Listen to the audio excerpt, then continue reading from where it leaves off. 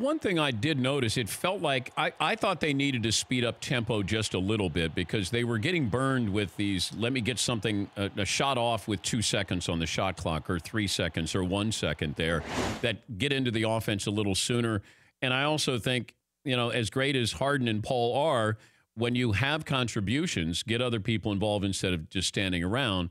It just makes you look, more formidable. I just don't know how much you can rely on P.J. Tucker or Trevor Ariza to have those kind of performances. Gordon, I wouldn't be surprised at, but the other guys, and that's my big concern with Houston.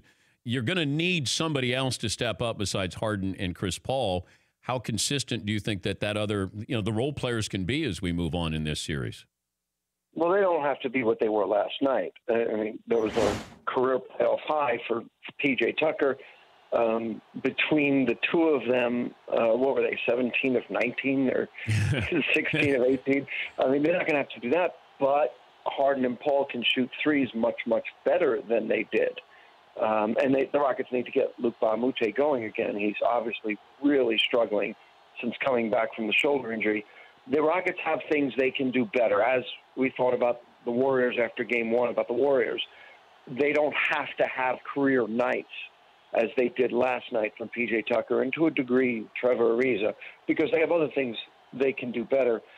The Rockets still, I mean, they went ISO every bit as much as they did in the first game. It was more Eric Gordon than it was in the first game and a little less James Harden, but there were the same number of ISO plays. In fact, I think they had one more last night. So they didn't really change up what they do. They did it, as you said, with more force. They did it faster. Yeah. They did it earlier in the shot clock. They did it in transition. And they can get that way if they're not getting stops. They do sometimes, take the ball out of the basket, walk it up, look things over. You can't do that all game. They have to get out more quickly so that when Harden and Paul go one-on-one and the defense reacts, now there's time for the pass and then the next pass. I mean, that said, last night, they really moved the ball. They had 2 more passes than they did in Game 1. Total. They are who they are, and they're fine with that. They believe in who they are. For more Dan Patrick Show, tune to Audience Channel 239 on DirecTV or download the Dan Patrick Show app.